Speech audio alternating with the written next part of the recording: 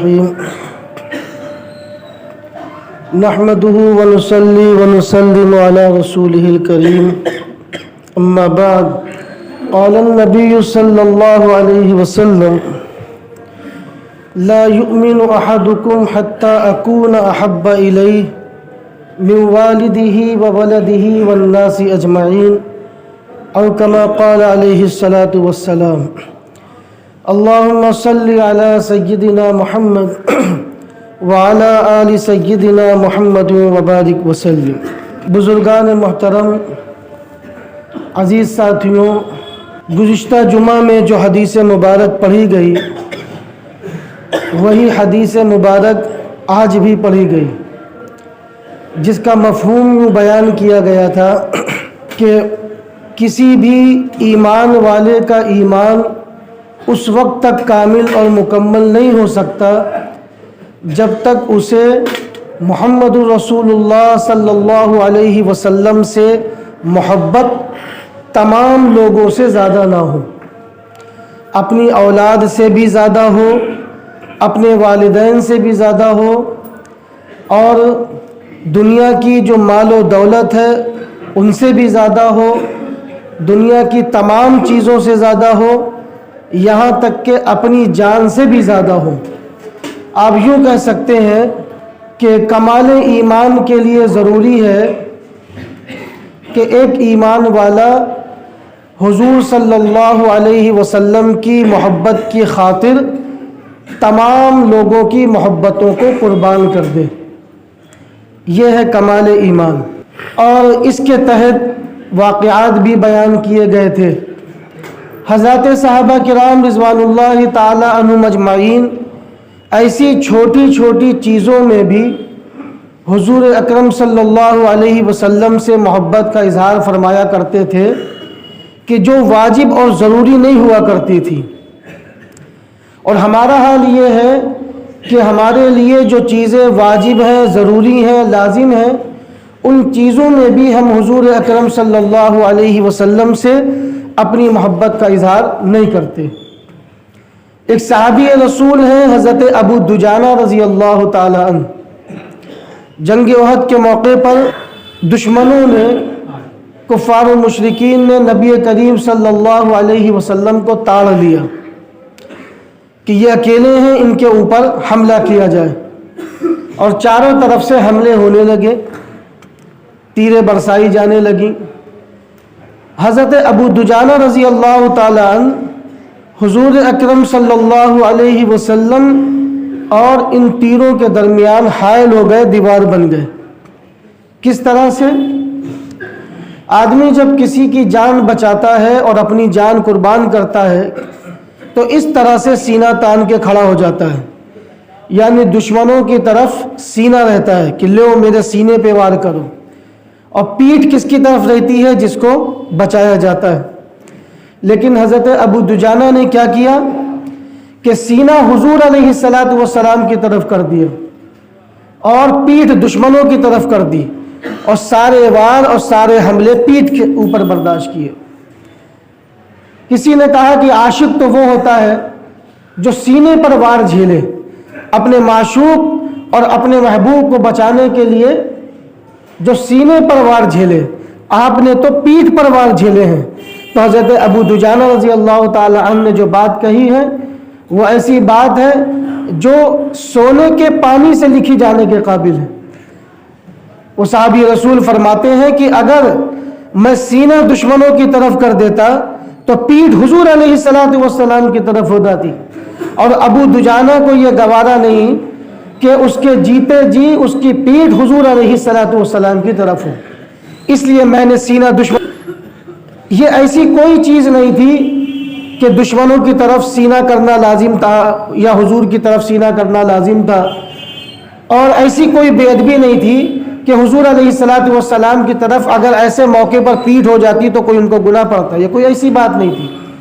لیکن جب آدمی کسی کے محبت میں ڈوبتا ہے اور غرق ہو جاتا ہے تو ان چھوٹی چھوٹی باتوں پر بھی وہ محبت کا اظہار۔ اسی طرح حضرت معاویہ رضی اللہ تعالیٰ عنہ کا واقعہ ہے، صحابی رسول ہیں، اور حضور علیہ الصلاۃ والسلام کے معتبر اور معتمد صحابی رسول ہیں. اسی وجہ سے محمد عربی صلی اللہ علیہ وسلم نے انہیں کاتب وحی کے طور پر مقرر فرمایا.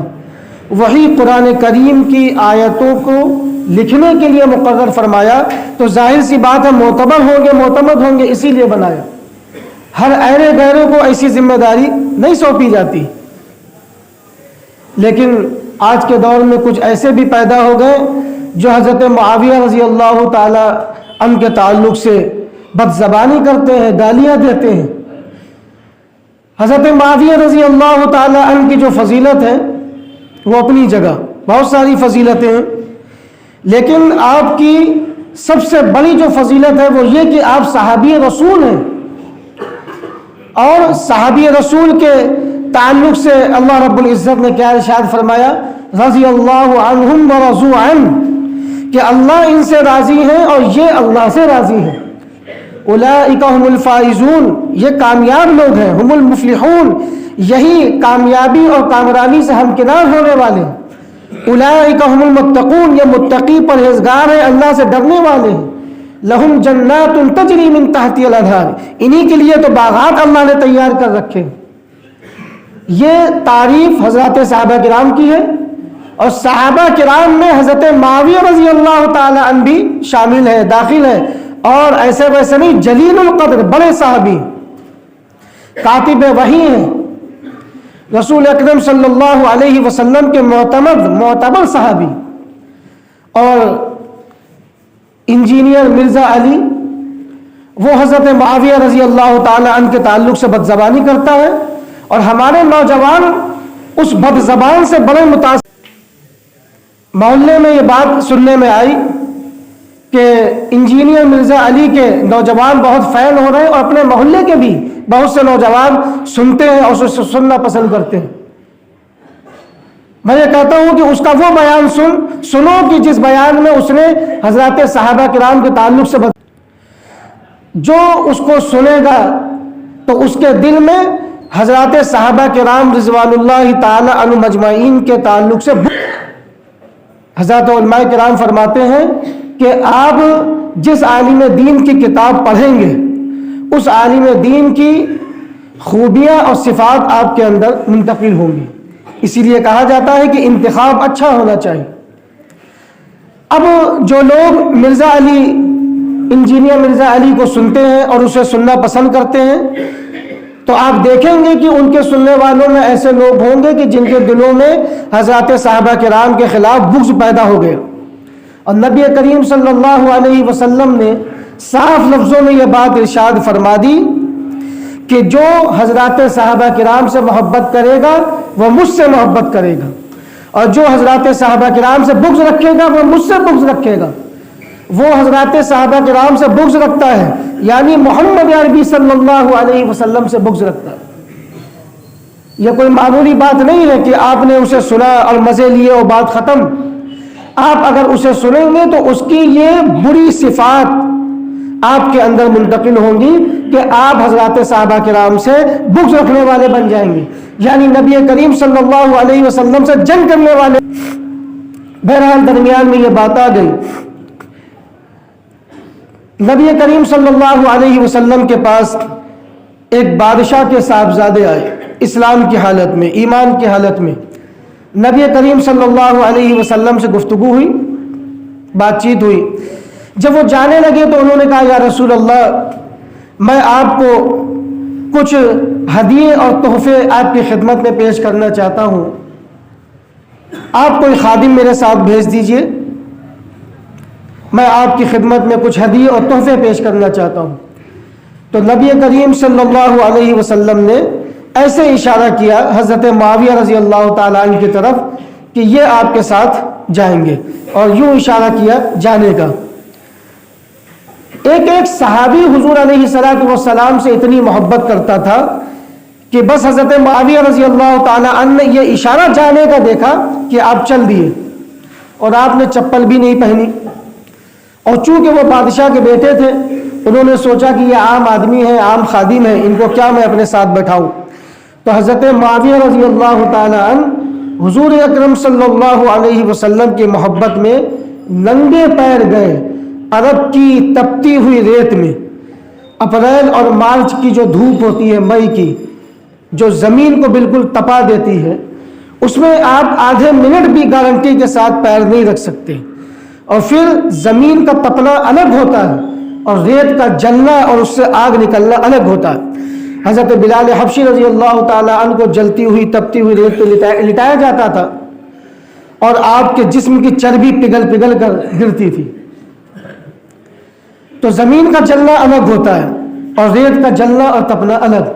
हज़रत मुआविया रज़ी अल्लाह ताला अन्हु ने जब देखा कि हुजूर ने इशारा किया जाने का, तो आप चल दिए और गए और तोहफे लेकर वापस आए। तो लोगों ने पूछा, आप ऐसे ही नंगे पैर चले गए, जूते पहन लिए होते?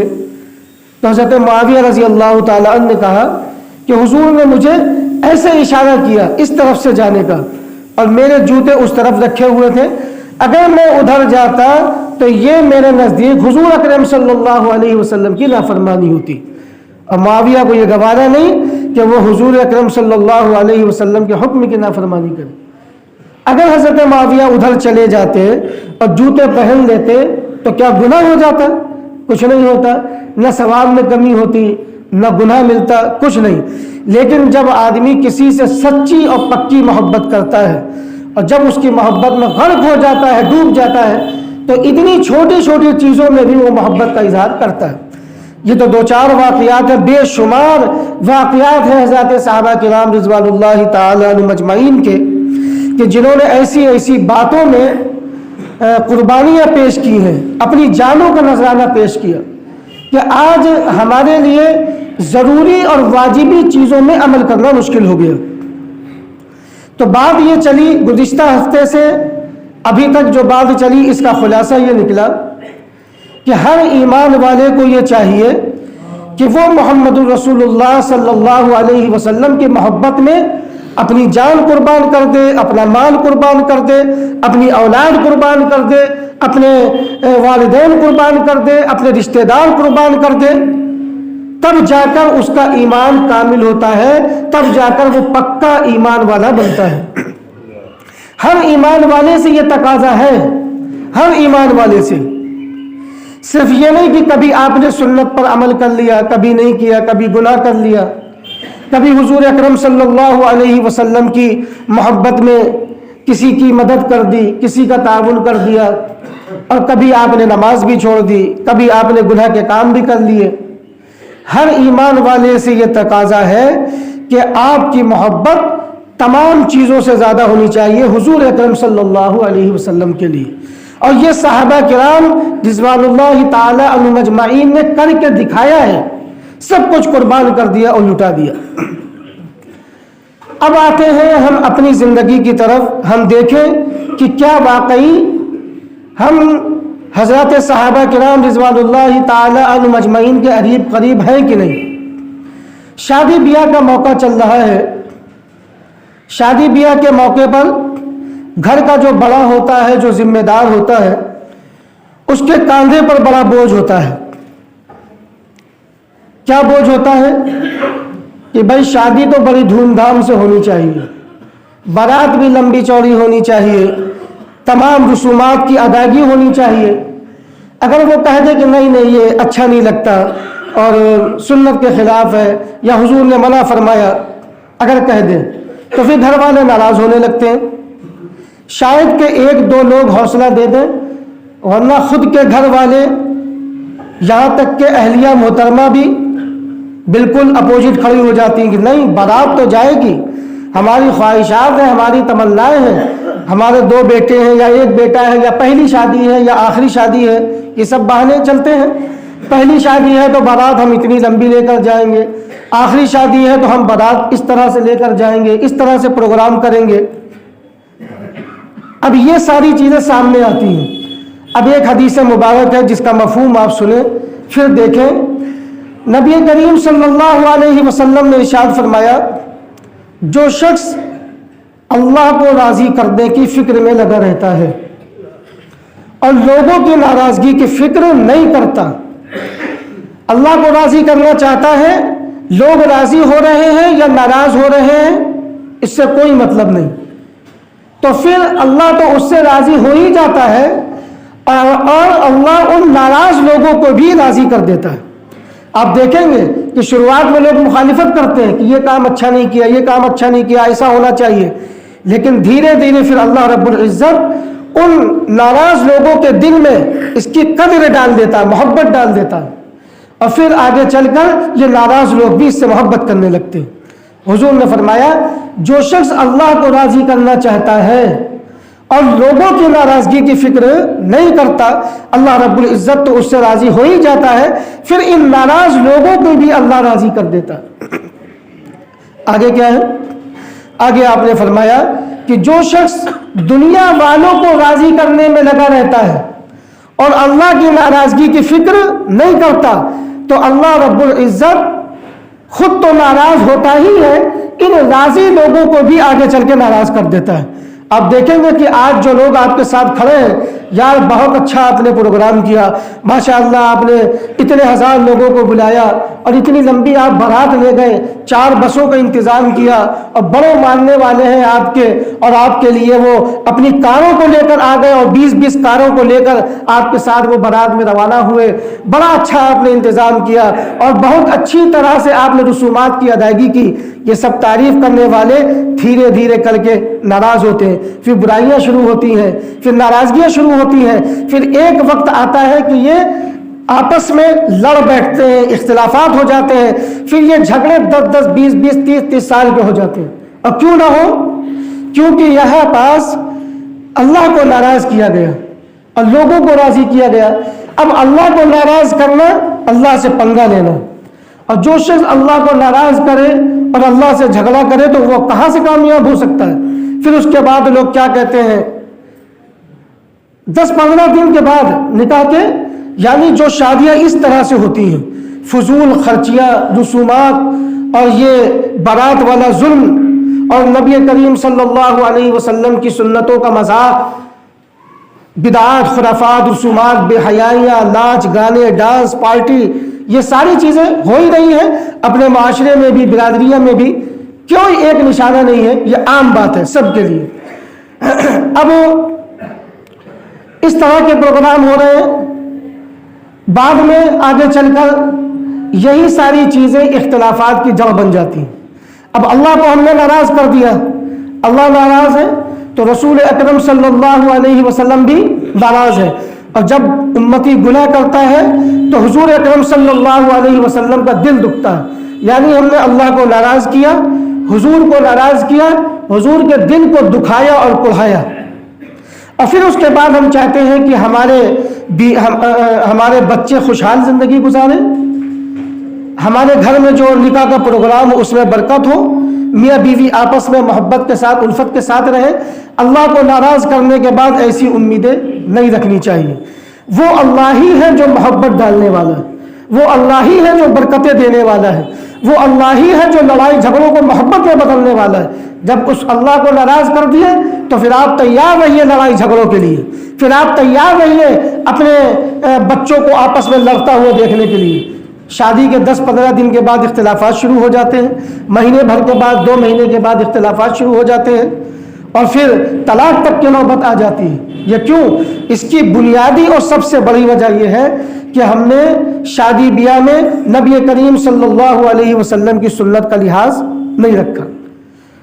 ٹائم ہونے والا ہے، میں آخری بات آپ سے کہنا چاہتا ہوں کہ دیکھیے، بارات لے جانا چاہیے یا نہیں لے جانا چاہیے، اس پر تو حضرات علماء کرام نے بے شمار بیانات کر دیے، اور ہم میں سے ہر کوئی جانتا ہے کہ بارات نہیں لے جانا چاہیے، سب جانتے ہیں۔ لیکن وہی بات کہ رشتہ داروں کو کیا کہیں گے، بیوی ناراض ہو رہی ہے، گھر والے ناراض ہو رہے ہیں، میرا بھائی ناراض ہو رہا ہے، یہ ساری چیزیں سامنے آتی ہیں۔ اب آپ کو کیا کرنا ہے؟ سارے لوگوں کی ناراضگی کی فکر کو چھوڑ دیے، بس آپ وہ کام کیجئے جس کام سے اللہ راضی ہو رہا ہے۔ ایک دن آئے گا کہ اللہ ان سب کو آپ سے راضی۔ سبھی جانتے ہیں بارات نہیں لے جانا چاہیے، اور میں آج یہ نہیں کہوں گا کہ آپ بارات نہ لے جائیں، میں بس اتنی بات کہنا چاہتا ہوں کہ آپ دیکھیے کہ بارات کیا چیز ہے۔ شادی کے معنی آتے ہیں خوشی کے۔ یہ میاں بیوی کا جو رشتہ قائم ہوتا ہے اس کو کہتے ہیں نکاح یا شادی۔ شادی کے معنی آتے ہیں خوشی کے، لڑکے والے بھی خوش ہوتے ہیں، لڑکی والے بھی خوش ہوتے ہیں، بارات کی بات چل رہی، لیکن لڑکے والوں کی جو خوشی ہوتی ہے وہ کامل اور مکمل ہوتی ہے، لڑکی والوں کی جو خوشی ہوتی ہے اس خوشی میں غم کا کانٹا لگا ہوا ہوتا ہے، وہ کامل طور پہ خوش نہیں ہوتے، کیونکہ ایک باپ اپنے لخت جگر کو اپنے آپ سے جدا کرنے جا رہا ہے، اپنی جان کھینچ کر آپ کے حوالے کرنے جا رہا ہے، جس جان کو اس نے بچپن سے پالا، جس کی آنکھوں میں آنسو نہیں آنے دیے، جس کی مسکراہٹ کے لیے اس نے سب کچھ قربان کر دیا، اپنا وقت، اپنی جوانی قربان کر دی، اپنی جوانی اپنے بچوں کے حوالے کر دی اور اپنے بچوں کو جوان کر دیا، آج اسے پتا ہے کہ آج رات میں 2 گھنٹے کے بعد، 3 گھنٹے کے بعد میرے جگر کا ٹکڑا، میرا کلیجہ، میرے دل کا ٹکڑا مجھ سے جدا ہو جائے گا، تو کون سا باپ خوش ہوگا؟ یہ خوشی بس یہ ہے کہ آج میں ایک فریضے سے ادا ہونے جا رہا ہوں، لیکن اس سے زیادہ غم ہے میری بیٹی پرائے گھر جا رہی، کیسے مینج کرے گی، کیسے ایڈجسٹ کرے گی، اور ایڈجسٹ اور مینج تو لڑکی کو کرنا پڑتا ہے، یہ ایک الگ موضوع ہے کہ کسے مینج کرنا ہے کسے نہیں، لیکن اس کے دل میں یہ غم کا کانٹا لگا ہوا تھا کہ میری بیٹی رخصت ہو کے جا رہی ہے، کیسے مینج کرے گی، کیسے وہاں ایڈجسٹ کرے گی، یہ ساری چیزیں بھائی ہم 3 دن کے لیے کہیں سفر میں جاتے ہیں، کہیں رکنا ہوتا ہے تو مینج کرنے میں بڑی دقتیں آتی ہیں، پھر وہ لڑکی جو معصوم ہے، کمزور ہے، اس کے لیے ایڈجسٹ کرنا اور مینج کرنا کتنی بڑی بات ہے۔ اب باپ کے دل میں یہ غم کا بوجھ لگا ہوا ہے، اب اس غم کے بوجھ کے ساتھ ساتھ معاشرے کا جو ماحول بنا ہوا ہے، گھر والوں کی طرف سے جو بوجھ ہے اور لڑکے والوں کی طرف سے جو بوجھ ہے، جو مہمان آ رہے ہیں، اب وہ اسے کھانے کا انتظام کرنا ہے، اب وہ کھانے کا انتظام بھائی اپنے مہمان اس کے خود 300-400، پھر بارات بھی ماشاءاللہ 2-2 3-3 بسیں، 10-10 20-20 کاریں، 25-25 کاریں، اب وہ پہلے اپنے مہمانوں کو دیکھے کہ کھانا ٹھنڈا نہ ملے، بوٹی سب کو ملے، روٹی سب کو ملے، کھانا بھی اچھا ہو، جو اسٹارٹر ہے وہ بھی اچھا ہو، وہ سب کو مل جائے۔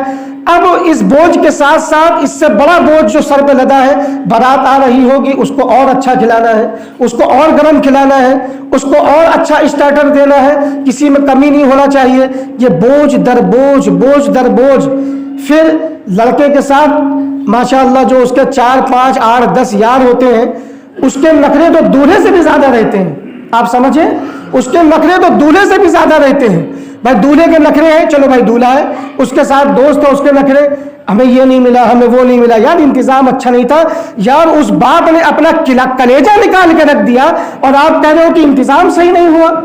اس باپ نے اپنی زندگی آپ کے حوالے کر دی، سپرد کر دی، اپنی زندگی بھر کی کمائی آپ کے حوالے کر دی، اور آپ یہ کہہ کے نکلے جا رہے ہو یار انتظام اچھا نہیں ہوا، آپ کا منہ بنا ہوا ہے، آپ ناراض ہیں کہ یہ نخرے اس باپ کو برداشت کرنے پڑتے ہیں۔ سب سے بڑا بوجھ جو ہوتا ہے کہ بھائی لڑکی کو رخصت کرنا ہے، پھر ان بوجھوں پر، ان تمام بوجھوں کو وہ برداشت کرتا ہے، تو یہ کیا ہے؟ یہ ظلم نہیں ہے، یہ ظلم ہے، یہ ظلم ہے۔ نبی کریم صلی اللہ علیہ وسلم کی تعلیمات کو آپ دیکھیے، صحابہ کرام کی تعلیمات کو آپ دیکھیے، کہیں سے آپ کو یہ ظلم کرتا ہوا کوئی نظر نہیں آئے گا، لیکن آج ہم یہ ظلم کر رہے ہیں۔ چلیے 8-10 لوگ چلے گئے، 10-12 لوگ چلے گئے، 5-6 عورتیں چلی گئیں، 5-6 بڑے مرد چلے گئے گھر کے، اور لڑکی والوں نے تھوڑا سا انتظام کر دیا، کھانا پینا ہو گیا، اچھی بات ہے، کوئی مسئلہ نہیں، لیکن یہ جو طوفان بدتمیزی برپا ہے، طوفان جہالت برپا ہے کہ 200-200 300-300 براتی، 2 بسیں، 4 بسیں، 10-10 کاریں، 20-20 کاریں، شریعت مطہرہ اس کی بالکل اجازت نہیں دیتی، یہ ظلم ہے۔ باپ مجبوراً کھانے کا انتظام کرتا ہے، اور حضور نے فرمایا کہ تمہارے لیے جائز ہی نہیں ہے کسی کی خوش دلی کے بغیر اس کا کھانا کھا لو۔